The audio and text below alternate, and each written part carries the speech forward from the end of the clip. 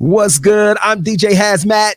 And I'm Matty Willz. And welcome back to Matt and Matt Live, brought to you by Jack Daniels. Jack Daniels has always made whiskey, and if they have it their way, they always will. But there's one thing Jack can't make more of: moments. That's right. Those are on us to create. So let's make sure we're making the most of every moment we have. Make it count. Jack Daniels. And please drink responsibly.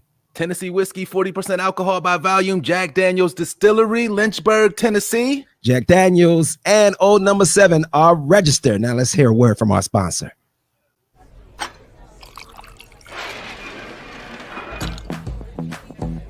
I've always wanted to do that. I've always wanted to do that.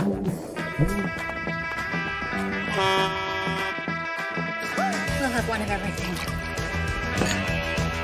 I always wanted to do this. I always wanted to do that! Next round on me.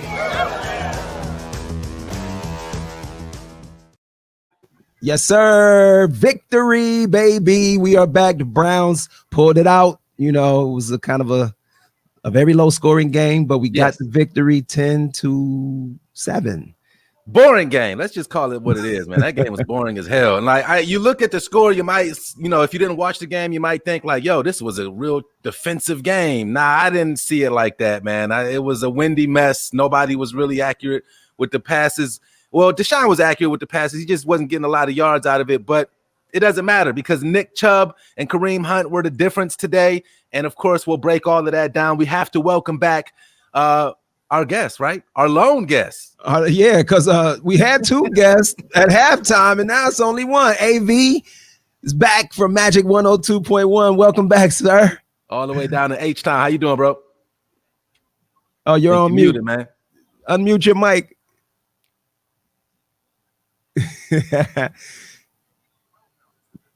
Yeah, he don't need to say nothing. He need to be quiet over there.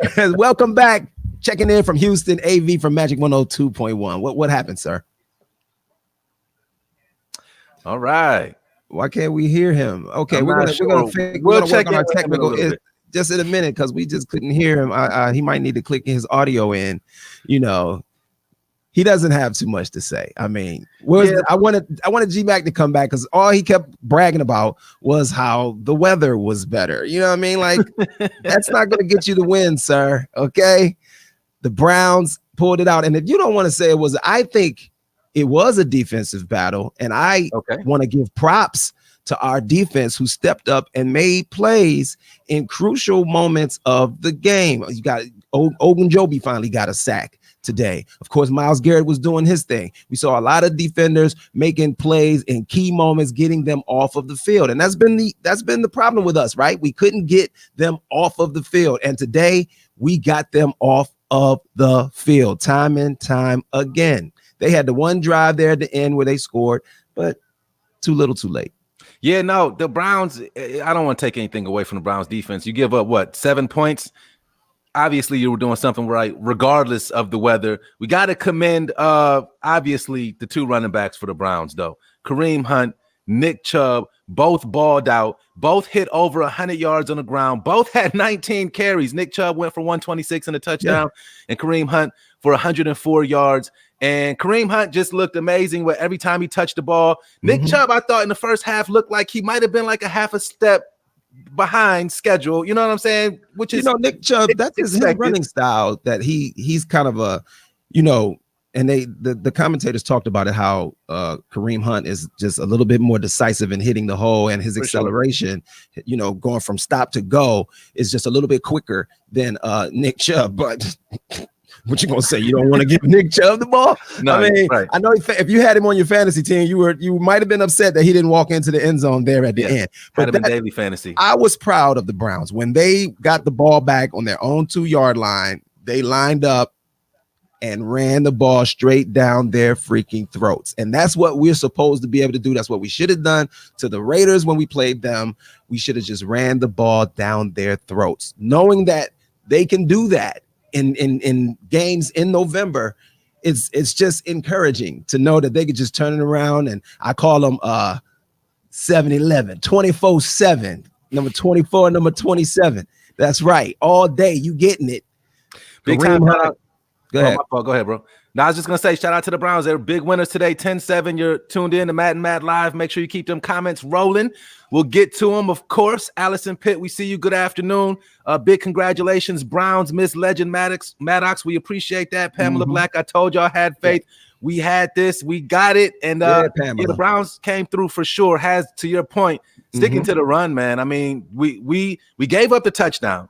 And then who was that? Peoples-Jones muffed the kickoff. Right. So we're down, stuck inside our own 5-yard line again. And what did they do? They just kept feeding the running backs, and it panned out. And again, Nick Chubb could have had 2 touchdowns today, as well as he played, man. So big time shout out to them. Of course, we got to give a game ball to somebody. Who you want to? You got yours plotted out, or what you thinking, Hat? I'm going to give a game ball to our defensive coordinator, Joe Woods, because he came with a game plan that was effective in, bothering Deshaun Watson. They kept putting pressure on him, even though sometimes I was getting frustrated that they would hit him and they wouldn't get him down, but they were in his face. He made some plays. He is Deshaun Watson, but for the most part, we bothered him. We bothered Deshaun Watson. So kudos to the defensive game plan that they put in today, because the guy I was playing against in fantasy football had Deshaun Watson as his quarterback, and he didn't do nothing. Nah, he didn't do anything. I also had him in fantasy thinking that he was going to go nuts against the Browns pass defense. See, not been very well lately. But that's what you get. I hope you lose your fantasy game trying to play Deshaun Watson against the Browns. Yeah. That's exactly what you get. You're right.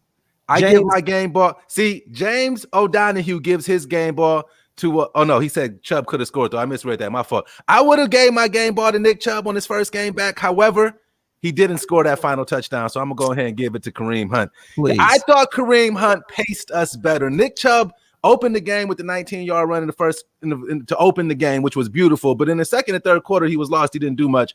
Fourth quarter, he came back to the forefront. But Kareem Hunt is who they gave the ball to on that final drive to open the drive. And I thought that every time he touched the ball, whether no matter the situation, he was carrying defenders all night. I'm giving my game ball to Kareem Hunt. Make sure you guys drop yours in the comments as well. Of course, we like to do our report card. Grade 2, head coach Kevin Stefanski, first-year head coach, brand new head coach for the Cleveland Browns. You led last time, I keep it short and sweet. I give him a B+. I mean, you gave up 7. I want to give him an A, but I don't want to I want to keep the curve where it should be, man. I want to see when he truly goes out there and does an A job. The Houston Texans came into this game with 2 wins. We were supposed to win this game. Browns were favored by 4 points. We were at home. I think we're 5-1 at home right now. So the Browns were supposed to win this game. I'm not saying he did a bad job. It wasn't A worthy. I'll give Kevin a B+. What say you? A+, right? No. I think it's fair. To give him a B+ on there. I would have liked to have seen us finish off some more drives there, because we seemed like we were moving the ball effectively, even though you don't want to give Baker Mayfield any props. I mean, when he converted that 3rd and 18, that was a great player. That was a great play to keep the drive moving. Beautiful pass. You gotta give credit where credit is due. Did he light it up? No, but why do we have to light it up when you have Kareem Hunt and Nick Chubb running the ball the way they did? There's no need to light it up. It's just pound them out, and that's exactly what we did. We the Browns, man. This is the dog pound. We don't even got to look all pretty all the time. You know what I mean? We don't even have a deep threat anymore. That Odell Beckham Jr. is gone. So it's not necessary. We don't have to go downfield. We'll just run the ball on you, and you can't do anything about it. And I'm glad you said that. Let's go Cleveland Browns. We see you, Tyler. Thank you for tuning in to Matt and Matt Live, man. Of course, we'll be back next weekend as well as the Browns take on Philly for halftime of Postgame Matt and Matt Live. But I want to say, I'm glad you said that about Baker Mayfield, because I was going to let this whole show go on without really. Hold on. We got our guest. I think he's back. I think AV's back. Did he fix his sound? Because we do want to hear from Houston. I hope so. Okay, there he is. Y'all hear me now? Yes, sir. I said, Houston, we have a problem. We have no sound. Yeah, we did. I think Romeo turned me off, man. Romeo said, Romeo must die. Yeah, that's a little dark.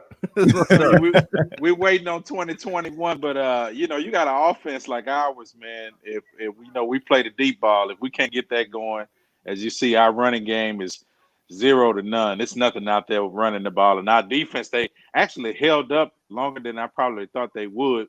But, with that combination of running back that you guys have, man, it's really nice in Cleveland. So congratulations to you guys, man. We just got our eyes on next year.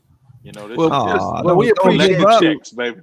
We appreciate you rocking with us, man, because we lost. Yeah. We had 2 guests at halftime. We got 1 guest for post game. Then your sound didn't work suspiciously. You know what I'm saying? I'm just glad that you came back, big dog. Yeah, man. We appreciate that. Of course, we're talking to AV of Magic 1021 all the way down there in H-Town. I do want to ask you a question. Okay. How do as a Houston Texans fan, how do you feel that y'all gave away DeAndre Hopkins for a bag of Skittles and ice water, man? Because the guy that you traded him for didn't even play today. No. But DeAndre Hopkins is one of those players that should be untradeable, I thought. Yeah, and everybody in Houston thought that. This is what happened when you gave one head coach too much power. Yeah. You allowed him to move out several general managers. Everybody in Houston was shocked and surprised when that news started to come down. We actually thought it was a joke. But you got to go back to the Dwayne Brown, Jadeveon Clowney days to understand Bill O'Brien. He he cracks the whip. He wants everybody to do the dance under his administration, and it was set up for failure. So we knew that moment he traded Hopkins for David Johnson, who's a back. He hadn't had a good year since 2016. His wheels are bad, as you see this year. He can't even get off. I mean, he had one close to 100-yard game 1. That was it. And so everybody in Houston is still devastated because it set us back. We don't have a first and a second this year. We don't have the top-rated receiver. It's a mess, man. He left us in a mess. Oh man! Oh no! Yeah. sounds like something that we used to go through. Hey, come get these brownie lessons. Listen, I'll tell you what. Go ahead. I wanted to say. I want y'all to take Murray back. He's out of. I don't know why Bill O'Brien signed Murray. We got the tight end down here. Come take him back. And we'll keep Duke Johnson though. Duke is savage. I'm happy for Duke Johnson. He always wanted a bigger role here. But Duke is a little tender, man. Have you noticed that Duke gets up slow a lot when he gets hit? He gets up slow a lot. Yeah. Well, he ain't no spring chicken no more either. Now, I mean, he ain't that old. 4 years here. He's not that old. Though. He's still in his 20s. He's still in his 20s. I'll tell you why I think Bill O'Brien made those moves. It's because he has a booty chin. That's anybody that has a booty chin. When you got a booty chin, you liable to make booty moves. Yeah, and he did. So, you know what I'm saying? He had that deep booty right here. Yeah. So it was nothing but crap coming out of there. Okay. Yeah. And they got him at the end. Listen, I've never been a fan. Anybody knows me here in Houston knows I've never been a fan of Bill O'Brien. I've always been. I think after we blew the game in Kansas City in the playoffs, we were up 24 to nothing. He should have been escorted out of Houston that day. Well, I'm sorry sorry that you guys are going through something. And we know a thing or two about bad coaching here. And you guys run through enough of them in the last 20 years. Yes, sir. We've gone through some tough times ourselves. So for us to be sitting here at 6-3, it feels good for us for a change to be, in the mix. And that's all we want to do is be respected and be in the mix and not be everybody's joke. I'm tired of Cleveland being the butt end of all the football jokes. It's time for y'all to stop trying to clown us. You know what I'm saying?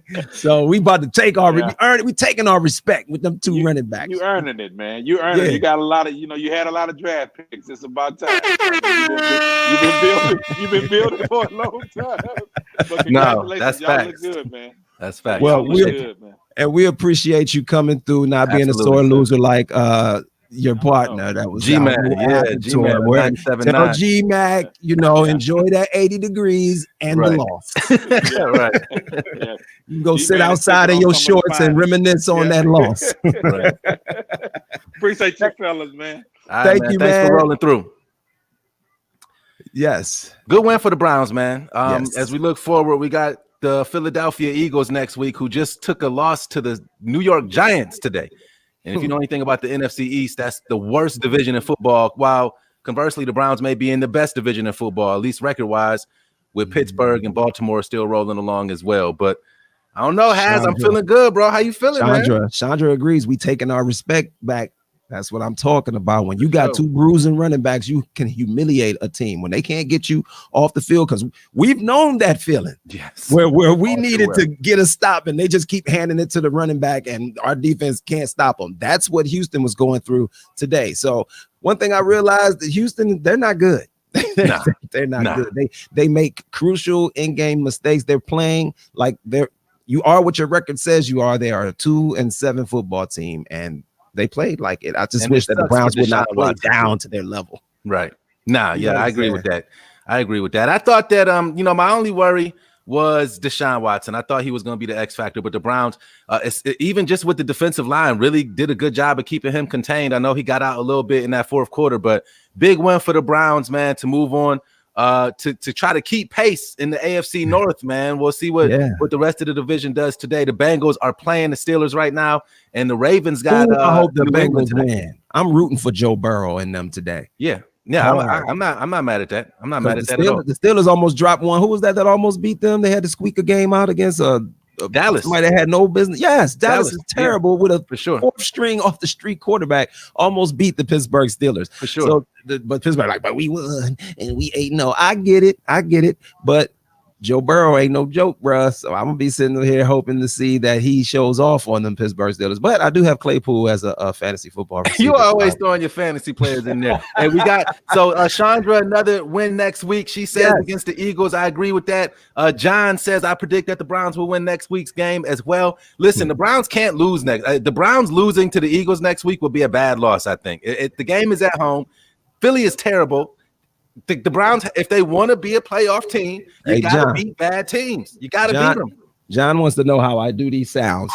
I have my mixer over here, and we're all connected. Everything is plugged into the same board that the mic is in. So whenever I want to get, we can do that. That's how I do that, John. I had to answer John's question. You know what I mean?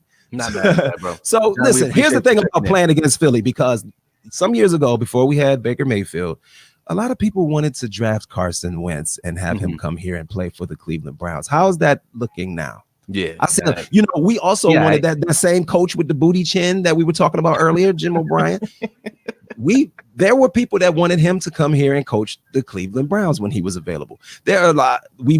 People wanted what's the guy that took over? Mike McCarthy. They wanted him to come here and coach the Cleveland Browns. Yeah. It's just like you don't know what's going to work, but just trying to go after what somebody else has instead of just building what you have. I feel like build your own identity. Don't try to gain success off somebody else's identity. And the fact that you wanted Mike McCarthy, as a matter of fact. I did. But listen, I'll take a step back and just say that Dallas. No, they look terrible. But I'll take a step back and say that the Browns, I don't think this is like any kind of shocking revelation here, but the Browns clearly made the right choice in hiring Kevin Stefanski. And the best thing about it is he's looking very nice right now as a rookie. So what is he going to look like in 3 to 4 or 5 years with more experience and guys that have can really? He's only going to grow. He's only going to grow with him, right? Exactly. He's only going to grow into his job. Everybody will get a lot more used to the system,